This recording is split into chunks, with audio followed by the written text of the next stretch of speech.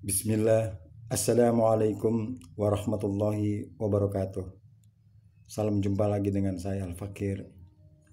Alhamdulillahirrahmanirrahim, atas izin Allah subhanahu wa ta'ala kita dapat bertemu dalam rangka menuntut ilmu.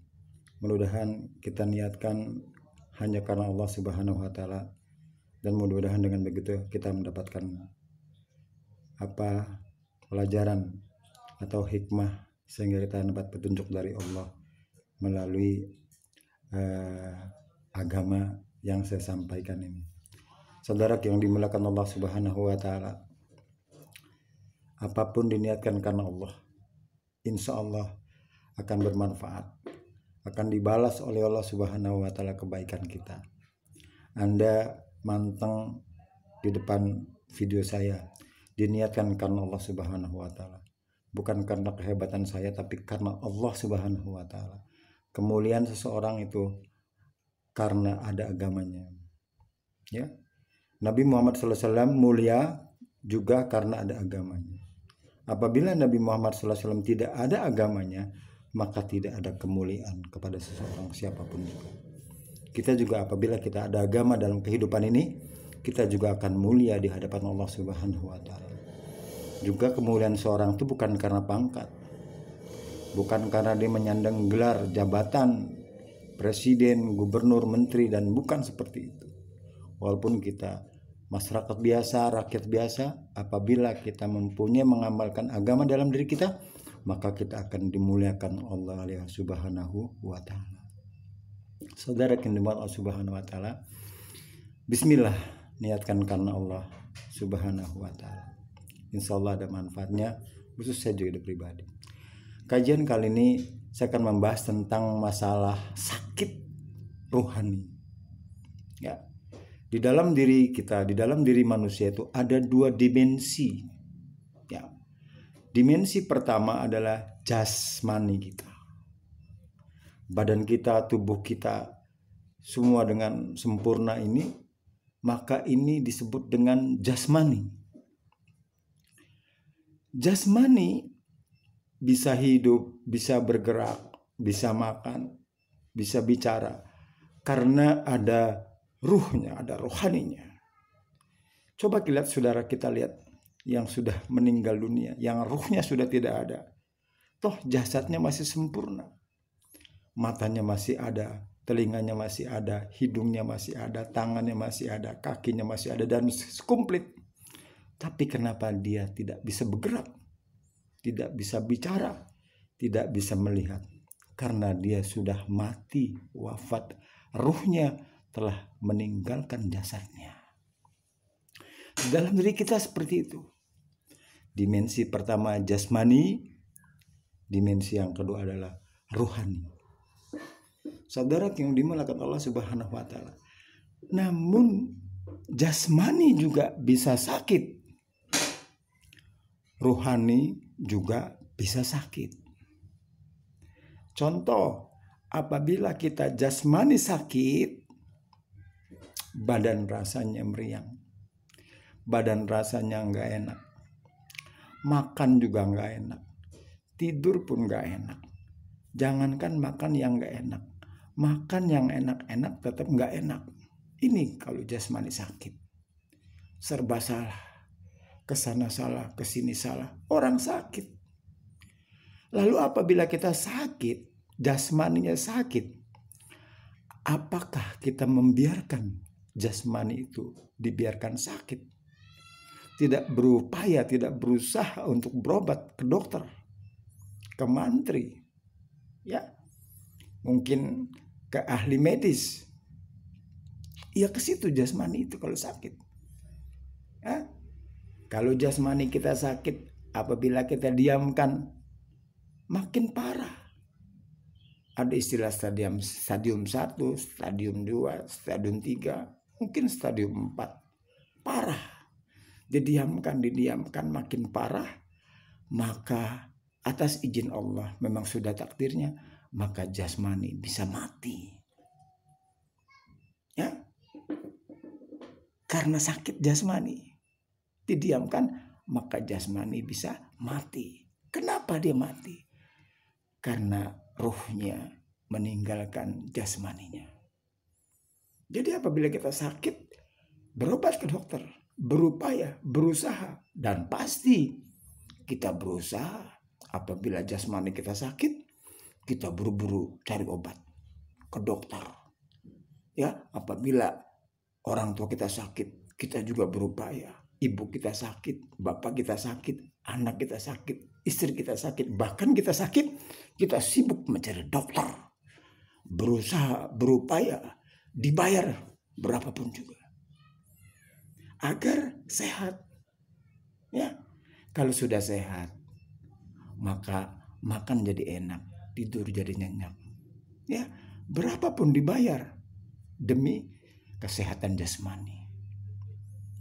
Coba saudara yang dimuliakan Allah Subhanahu wa taala, adilkah kita kepada diri kita? Ya. Apabila anak kita sakit, istri kita sakit, kita sibuk, kita bingung, kita tidak bisa tidur juga memikirkan. Berusaha semaksimal mungkin. Ya, masuk rumah sakit. Ya. Jangankan puluhan juta, ratusan juta, berapapun dibayar untuk demi kesehatan. Hari ini kita sehat. Kenapa tidak pernah mensyukur nikmat Allah diberikan kepada kita? Ini kita curang. Jasmani sakit, kita sibuk. Ya, kalau sakit, malas dia. Makan malas, semua malas. Sama saudara yang dimuliakan Allah Subhanahu wa taala. Rohani juga bisa sakit. Jasmani sakit. Ya, ujung-ujungnya andaikan takdir Allah didiamkan atau makin parah, mati kita. Selesai jasmani kita. Ya. Tapi rohani sakit, kita tenang-tenang saja. Anak kita sakit rohani kita tenang-tenang saja. Istri kita sakit rohaninya, kita tenang-tenang saja. Bapak kita sakit rohaninya, ibu kita sakit, paman kita sakit, saudara kita sakit, tetangga kita sakit. Tenang-tenang saja. Kenapa? Diam saja, tidak diobati. Tanda-tanda rohani sakit, apa saudaraku yang dimuliakan Allah? Sholatnya malas, menuntut ilmu malas, duduk di pengajian malas, belajar ilmu agama malas, baca Al-Quran malas, puasa sunnah malas, apalagi puasa wajib lebih malas, sedekah malas, dan semuanya malas. Tapi kita tidak pernah berobat, berusaha, berupaya untuk menyembuhkan rohani kita sakit. Sama rohani sakit juga ada stadium 1, stadium 2, stadium 3, stadium 4. Kalau sudah stadium 4, khatamallahu ala qulubihim bima kanu yaksibun. Jangan-jangan hati kita sudah distempel sama Allah Subhanahu wa taala, sehingga iman kita tidak akan pernah sembuh lagi. Ruhani pasti urusannya dengan iman, saudara yang dimakan Allah Subhanahu wa taala. Kenapa kita tidak mencari obatnya? Apa obatnya iman? Agama. Lalu siapa? Fas'alu ala zikri in kuntum la ta'lamun. Bertanya kepada ulama, bertanya kepada ahli zikir, bertanya kepada kiai, bertanya kepada ustadz. Dengarkan nasihatnya. Dengarkan ulama-ulama, petuah-petuahnya. Selama itu ada dalil dari Al-Quran dan As-Sunnah, itu adalah obat hati. Kita menuntut ilmu, itu obat hati. Kenapa kita malas untuk duduk di pengajian? Karena rohani kita sakit. Berobat saudara yang dimuliakan Allah Subhanahu wa taala. Sakitnya jasmani, obatnya beda, perginya beda. Sakit jasmani kita harus pergi ke dokter, ke mantri atau ke ahli medis. Sakitnya rohani, kita harus datang kepada agama. Lalu siapa yang membawa agama? Kata Nabi, al-ulama warasatul anbiya. Ulama adalah pewaris para nabi. Kita datangi ulama yang ada kajian-kajiannya, yang membahasnya. Oh, saya tidak suka dengan ulama itu. Jangan lihat orangnya, tapi lihat apa yang diucapkan dari mulut ulama itu. Ambil yang baik. Jangan melihat ulah buruknya. Oh, saya tidak suka dengan kiai itu. Jangan kau lihat buruk kiainya, tapi engkau ambil ilmunya. Oh, saya tidak suka dengan ustadz itu. Jangan engkau menjas keburukan ustadznya, tapi ambil yang baiknya. Mutiara, emas, berlian, apabila masuk ke dalam lumpur tempat kotor, kita temukan tetaplah emas, tetaplah berlian, dan pasti harganya tetap mahal. Saudara yang dimuliakan Allah Subhanahu wa Ta'ala, kata Imam Ali radhiyallahu anhu, apabila engkau melihat seseorang, jangan engkau lihat siapa yang bicara, tapi apa yang dibicarakan. Unzur maqala wa la tanzur maqal. Lihat apa yang dibicarakan. Jangan engkau lihat siapa yang bicara, tapi apa yang dibicarakan, apa yang keluar dari mulutnya. Apabila itu baik, ambil. Apabila itu buruk, jangan engkau ambil. Ingat saudara, jika engkau merasa malas untuk belajar menuntut ilmu, malas mengaji, malas sholat, malas belajar ilmu, malas belajar tajwid, malas belajar hadis, dan bermacam urusan agama, malas sodakoh, ya, semuanya malas, takut, berarti Anda adalah sakit rohaninya. Sakit rohani berarti imannya sakit. Sembuhkan. Berobat, kemana berobat? Ke dokter? Tidak. Ke tempat pengajian, ke ustadz, ke kiai. Seperti yang sekarang ini. Anda berhadapan dengan saya, ini karena Allah, sehingga bisa menyembuhkan sakitnya rohani Anda. Sama, kalau andaikan Anda sakit, saya juga bisa sakit, seorang ustadz. Bagaimana ustadz sakit? Karena ustadznya tidak pernah berdakwah. Bagaimana saya mau berdakwah? Orang nggak ada yang mau ngaji kepada saya. Makanya alhamdulillah, kesempatan di dalam YouTube ini saya bisa berdakwah. Boleh satu, nggak apa-apa.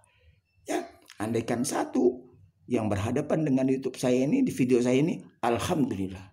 Anda mendapatkan hidayah dari asbab saya, bersyukur kepada Allah Subhanahu wa Ta'ala. Biar dapat satu, yang penting ada manfaatnya. Daripada banyak yang mendengarkan, tapi tidak ada satu pun yang nyangkul.